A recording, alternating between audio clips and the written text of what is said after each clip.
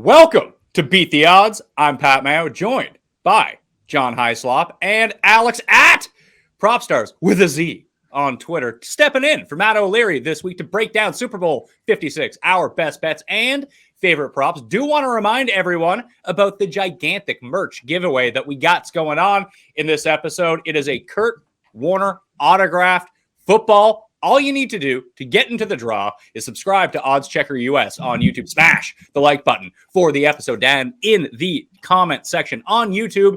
You hit me up with your favorite bet for Super Bowl 56. It could be Rams money line. It could be over under number of fighter jets during the pregame. Doesn't matter. A bet's a bet. If you can win that bet, I want to know what your winners are going to be for Super Bowl 56. Last week's winner of the Matt Stafford autograph helmet will be revealed towards the end of the show. And I want to let everyone know that the winner of this Kurt Warner football will be announced the day after the Super Bowl. So that's how we're going to get at you this time around. All right, guys, let's jump into it. We got Rams. We got the Bengals. You can site shop for different odds right now, but it's seen pretty consistent. -4.5 Rams, over under 48.5.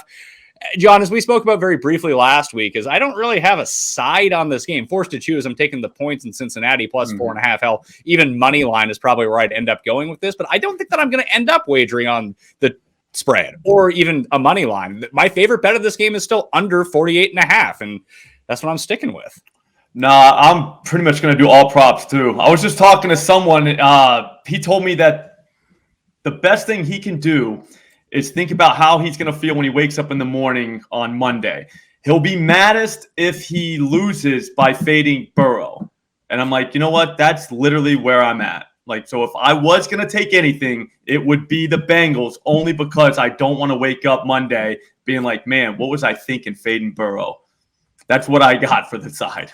Yeah, Alex, do you have a strong lean on the side? Because I talk to a lot of people. It seems like, hey, I'm rooting for the Bengals. I would like to see the Bengals to win. But everyone who I know who's actually laid real money on this game, Rams -4. Yeah, that's the sense I've gotten as well. I'm in the same boat as John, though, where I'm. It's hard for me to fade Joe Burrow at this point, seeing what he's done 3 games in a row. Just incredible in the playoffs, but I don't have a strong take on the sides or the total. I do agree, though. I do like the under. I think that is the sharpest play as far as sides and totals are concerned. Well, we learned last week that John has never bet an under in his life, so that he's off that one. I can't do unders. I'd rather lose than bet an under. Alex, I mean, you're familiar with the prop market and the over-under prop market. Aren't unders like a 61% winner versus overs?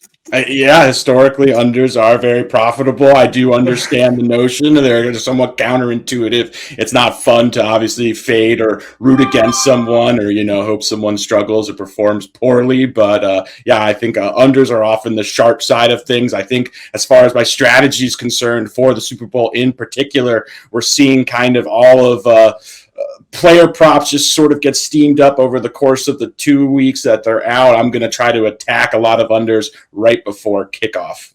That's the move. If you want to bet overs for the Super Bowl, and keep this in mind for next year, because obviously you've missed the window this year. You want to bet overs, bet them the moment that they come out. You want to bet unders, wait until, 6 p.m. on Sunday when Cooper Kupp's over-under is like 135.5 or something insane like that. Because, John, your sentiment about betting overs is completely true. And I would say that most people feel like you on this. It's not fun to bet unders. You want to bet overs. You want to bet on something to happen. And when you get such a casual market betting, especially now that we have, almost 100 million people in the U.S. available to bet on legal sports books in the United States, like their bets are going to be overs. All of them are going to be overs, aren't they?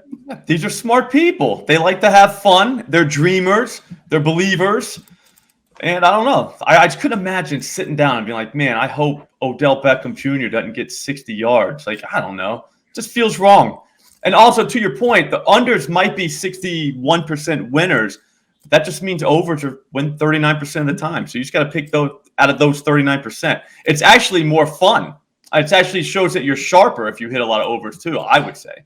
Well, if we're going to put in principles, let's say that they are 39% winners, the VIG on overs is usually much higher than it is on numbers. So not only are you hitting at a 39% rate, you're getting raked like 20, 25 cents on each. Got to be a sharp shooter in this game, Pat. Got to be a sharp shooter.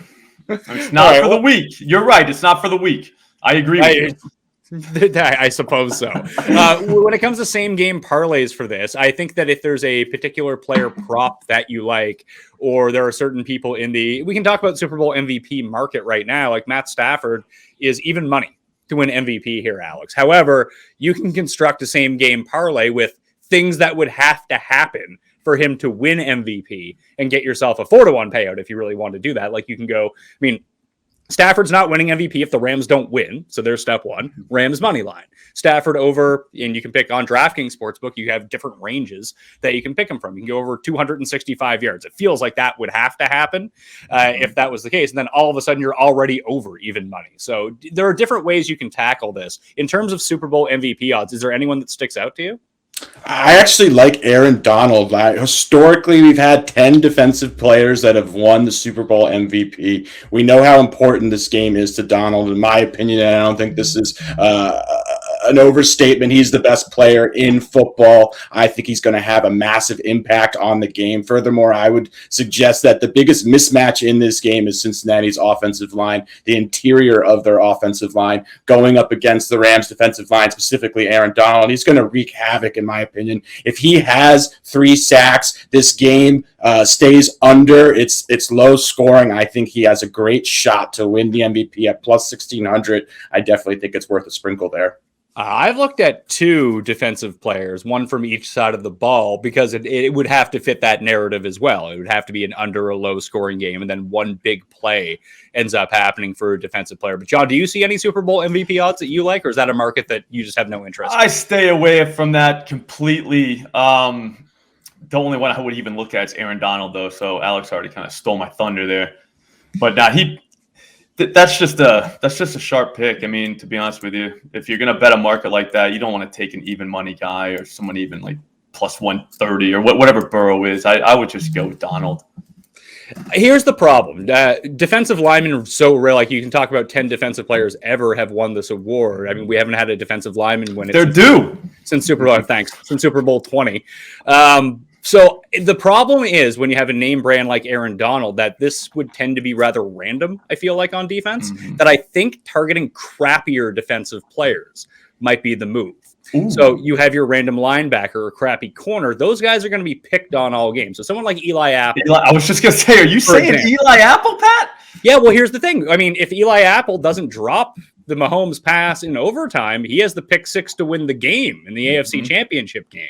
Now, he did drop it, obviously, but there's a reason his odds are 250 to 1 here. The Rams are going to attack Eli Apple, and you have Stafford throwing the ball on the other side. All it takes is 2 ducks. One of them returned for a touchdown. All of a sudden, the final score is 20-13. Apple has a pick, a return touchdown. There's no consensus MVP. He's the MVP. It seems like when defensive players win, it's really like that. Like, the only name brand defensive player I can really remember winning this award was Von Miller in that awful Broncos win.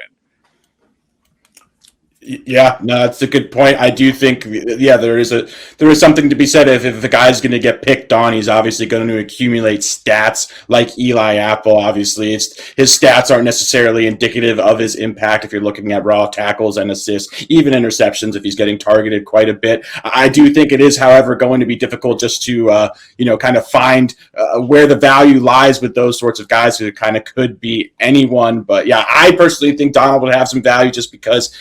Even if it's a close or it's a scenario where it's low scoring, he ends up getting, say, 2 sacks, maybe a strip fumble in there. I just think the narrative is such. He's been such a dominant player for so long, in my opinion, the best defensive player of his generation, that there is just going to be it'd be a good story if Aaron Donald won it. So I think he has a great shot if this game is low scoring. That's why I'm going with him.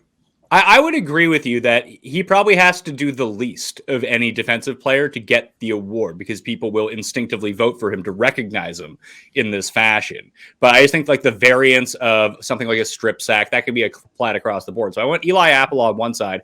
I actually went Leonard Floyd on the Rams side for a few reasons. That obviously we know this Bengals offensive line is not great. They're going to give up a ton of pressures. But the one thing that they're going to have to do, whether they can do it or not, probably speaks to your point, is they're going to have to double Aaron Donald this entire time. leaving the door open for some of the other pass rushers to hopefully fluke in to one of these sack, strip, fumble. Hopefully it's on the 2-yard line. They fall on the ball. All of a sudden they have a touchdown. When you're playing, and I'm playing giant dogs here. We're talking about 200 to 1, 250 to 1. Your case for Aaron Donald makes way more sense than any of my cases. But if I'm going to play like something in this market, I think that's the way that I want to go, because if it's not going to be like, it's so likely to be a quarterback that it's really tough, John.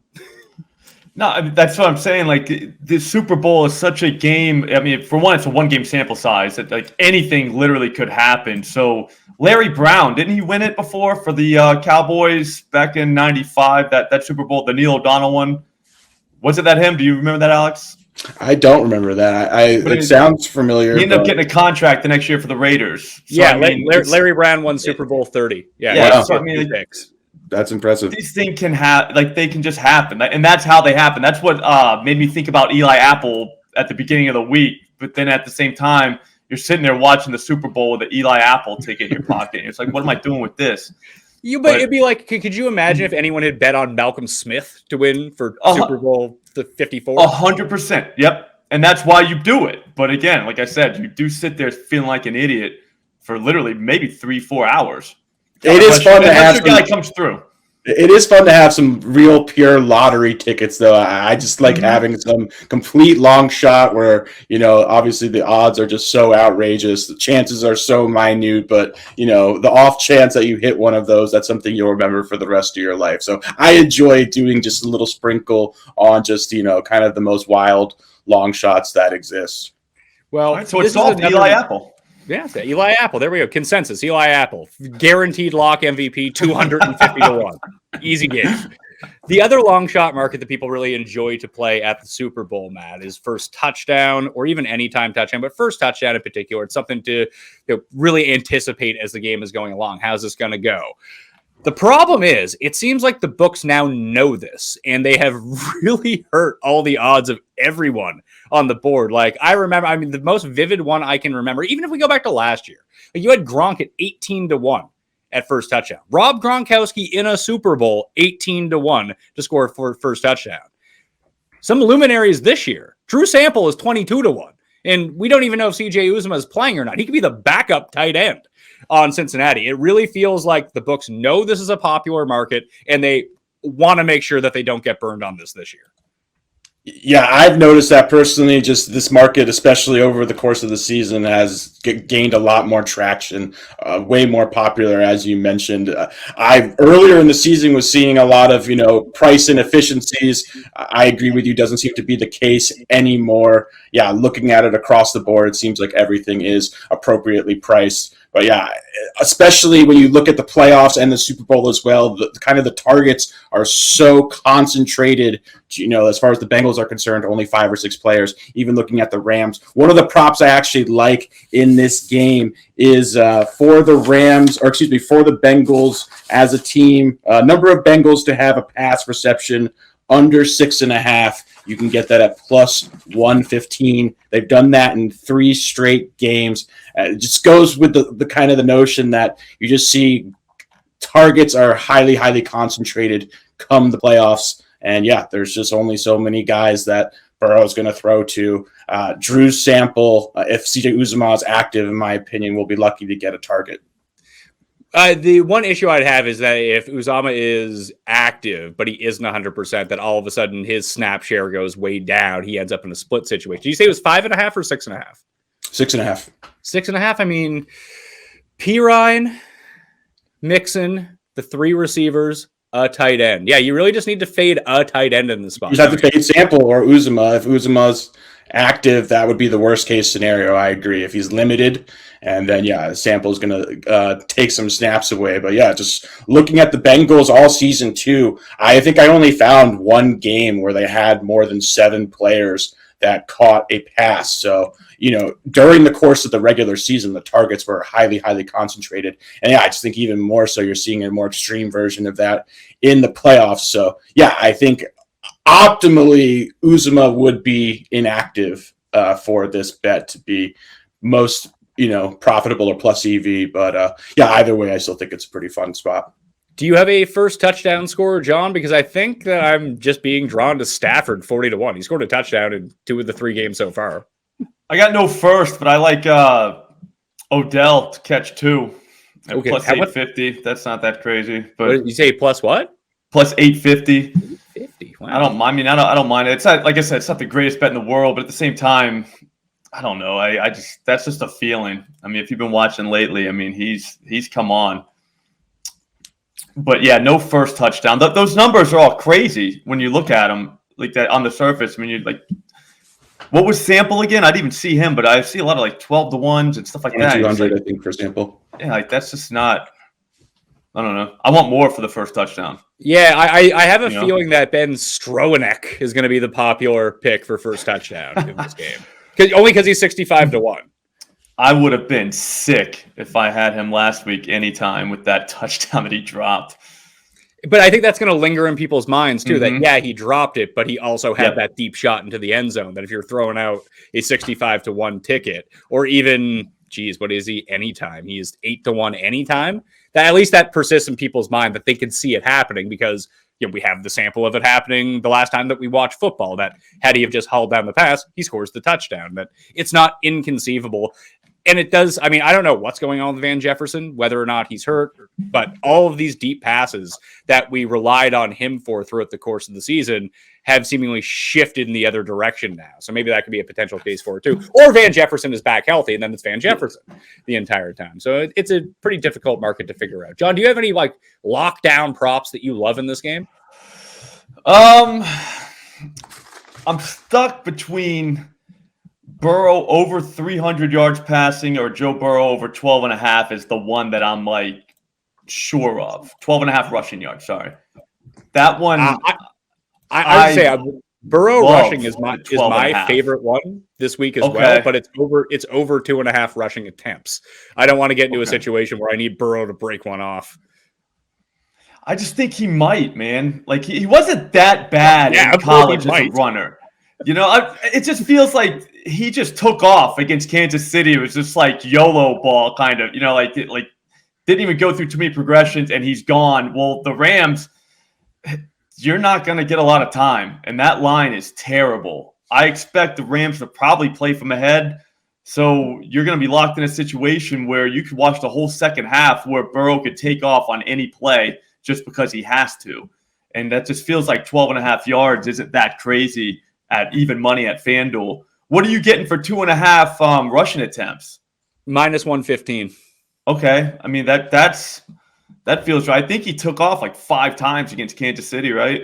Is that the right number? I mean, everyone remembers the Patrick Mahomes rushing prop from 2 years ago. That was over until the very last play of the game when he took the knee to go under the number. So if you like the Bengals to win, you might get yourself into a situation where you might hit this over when they start kneeing down the clock if they're up at the end of the game. So that's why I like the rushing attempts better. I just ran the simulation at runthesims.com 10,000 times, and the median projection on rushing yards is 10. So it's right around the number of where that's going to be. Basically, the under 12.5 comes in 60% of the time, and the over 39% of the time. Well, so there you go. Rubber split. Sharpshooter over here. Got to be a sharpshooter in this over game. But yeah, I mean, I would hate myself if he had like 14 yards rushing, and then all of a sudden he took 3 knees at the end of the game to lose it. That'd be the worst way to lose a bet. That would be tough. But at the same time, we're all strong men. We can handle this. Matt, favorite props? I like Samaje Perine a lot this weekend, guys. I was really encouraged last week watching him out-target Joe Mixon 4-3, 6 targets over the last 2 games. You can get him at over 8.5 receiving yards. Went over this 10 of 17 times during the regular season. If Uzama's out or limited, he could pick up some additional targets underneath, in my opinion. Furthermore, I think he's very likely to be on the field quite a bit because he is a much more effective back when it comes to pass protection. That is something that Joe Mixon has really struggled with. I think the Bengals will trust Perine in those situations a lot more. I think he's going to be on the field for the 2-minute drill. I just think if they're playing from behind, there's just a lot of ways he can go over this number. Plus, he just needs one reception to get, obviously, 9 yards. Very doable, in my opinion. So, yeah, I think Samaje Perine is going to be on the field a bit more than he has been, even recently, to kind of help keep Joe Burrow upright. So, yeah, I like him over 8.5 reception yards. I mean, that's going to be right on the number. What's the VIG on the 8.5? Minus 115. Minus 115. And what book's that at? That was at DraftKings. All right, that number has gone up. You hit the over, the number goes up. Cost of doing business now 9.5, minus 110 at DraftKings Sportsbook. I got 10.5 at FanDuel, minus 110. So it's moving. So DraftKings still has the better. DraftKings is still catching up to the rest of the market in this number. So nice haul on the 8.5. That's great news. I still like the 9.5. I'm with you. I like that number. I really like that number. Yeah, I do too. Another one I'm on, fellows. I'm fading Joe Mixon. I like him under 63.5 rushing yards. He's failed to eclipse 4.0 yards per carry or 65 rushing yards in a game since week 12 prior to last week versus Kansas City. I mentioned how he's ceding some work to Samaje Perine as well. Furthermore, I just have been super impressed with the Rams defense. I know they're ranked 6th in rushing DVOA over the course of the regular season, but they have just been lights out in the playoffs. Held Elijah Mitchell to 20 yards rushing. I think that was his lowest total of the season. Held Deebo Samuel to 24 yards. The front seven is just so stout for the Rams. Obviously, they're great in coverage, but yeah, they're just an exceptional run defense as well. And we just know we've talked about the mismatch between the Rams defensive line versus Kansas City's offensive line. I think it's just very much tilted in the Rams' favor. I just think the interior of Cincinnati's line is going to really struggle getting any sort of a push for Joe Mixon whatsoever. I could see a scenario too where they're forced to abandon the run in the second half if they're playing from behind. So yeah, I'm fading Joe Mixon in a variety of ways this week. And I also like his combo prop under 93.5 yards. So yeah, I'm fading Joe Mixon quite a bit, fellas. It does seem, just based on my observation of what people are talking about from this game, Alex, is that I'm with you. I like the Mixon unders in this spot, but it does seem like everyone's on this receiving over for Mixon, which I don't quite understand. I think it's large part due to the uptick in production that we saw in the opening round of the playoffs and then the wild card round. And then he actually was seeding routes last week. I think he only ran 40% of the routes that running backs ran, I want to say last week. So, yeah, he's actually been losing work as the playoffs have progressed to Perine. So, yeah, he was just hyper efficient with his targets. Towards the end of the regular season as well, he was being utilized a lot more as a receiver. So, I think people are just kind of, just high off of that still. But, yeah, I think fading his receiving also is a sharp way that I plan on attacking as well, just waiting for that number to steam up a bit more. One of the ones, John, that I really like in this circumstance is just in the past 14 Super Bowls, just one offensive touchdown has been scored 10 minutes into the game, and that was the 2012 Ravens. So there is a bet on DraftKings Sportsbook right now, first touchdown on or after 10 minutes elapsed in the game. Yes is minus 120. That's not bad. I actually really like that one. And that's, first half under, I really like. I liked a lot of unders in this game to begin with. I liked Cincinnati money line in the second half, I think is a pretty good bet. But this one in particular, just these slow starts, it's hard to recoup a lot of those points once you get off to such a dismal start to these games. It feels like an under, though. Just feels like an under. What does that mean? Feels like an under. That means that I can't do it. It's a personal belief that I can't do it. I can't do an under. There's got to be an over that we can find. I think you're right. The game could start slow, but then now you're sitting there watching the Super Bowl, and now you're mad because they're scoring points early. You're not, because you're winning a bet. Pretzel. You're saying there will be a touchdown? I'm sorry. No, there won't be a touchdown. You sit there and you hope for punts. You can same game parlay it with over under 6.5 punts in the game. Do you get invited to Super Bowl parties with these other tickets? I do. People want. People like to follow me because I win money. Funeral. I don't know. I get where you're coming from, and you're probably right, and you probably will win money. If you're after money, but I'm after entertainment. All right, I got money. I'm fine. But entertainment, you can't just get with an under ticket. You're going to need an over ticket for that.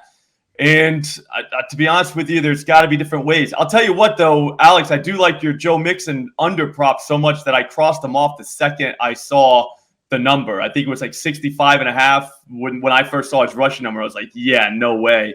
So then I went right to the receivers and started actual work. But I mean, again, I can like an under, but I don't know if I can bet one, man. That's fair. That's fair. That's not fair. That is insane. That is insane. It worked well for John. It's hard to argue with. Crazy fun. There's got to be an over out there. Whenever you don't think you can find an over, look again. That's the rule. There's got to be one. I'd like to take on this one, guys. I think there's a prop for each, or at both sides. I believe for the Bengals, it's maybe plus 400 for the first score of the game to be a field goal. You can bet on both sides around plus 400. I want to say I was considering putting a play on both of those spots because I do think touchdowns are going to be hard to come from. I subscribe to that theory as well, that just there's a lot of nerves in this game, just the amount of attention, scrutiny. These teams are inexperienced. So I do think that we might see a field goal as the first score for potentially both sides. So I kind of like putting a little bit on both of those sides. I think you can get them both around plus 400, between plus 400 and plus 450 for first score of the game to be a field goal. I love that. Yeah, that's not bad. That especially jibes with my under 9 for the first quarter under with no touchdown in the first 10 minutes of the game. But I think it also plays into the motif of both of these coaches. Like they get talked up like they're wunderkinds, but they're not when it comes to analytics. Like they're not going to be going for it on 4th and 2 from the 47-yard line. They've shown a propensity not to do that until it's the very late stages of the game. So even McVay will settle for it with a bad kicker. At least Cincinnati has a good kicker who can make these things. So I think that put into the position where you have a 4th and 3 from the 39 or something like that. I can see both these guys calling for the field goal team. I love that one. They're running on first down all the time too, which just kills me, especially on the first. So I mean, like you could, even if they did get into field goal range, you could easily stall out. Sorry. Yeah, I was going to say, speaking of them running on first down, it has been infuriating watching Cincinnati run the ball on first down. I believe more than any team in football. So you're an over guy.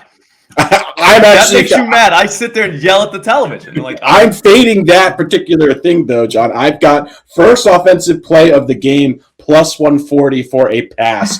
I think if Cincinnati ends up with the ball first, if they end up with a first down running play, I think just all hell is going to break loose. I just think to dispel the narrative that Zach Taylor has heard all throughout the playoffs, and I'm sure a lot over the course of these 2 weeks leading up to the game, Joe Burrow is going to throw the ball at the first play of the game. I like that. I like that a lot. And also, too, after that, you can expect to see a run on the next, 15 first downs, too.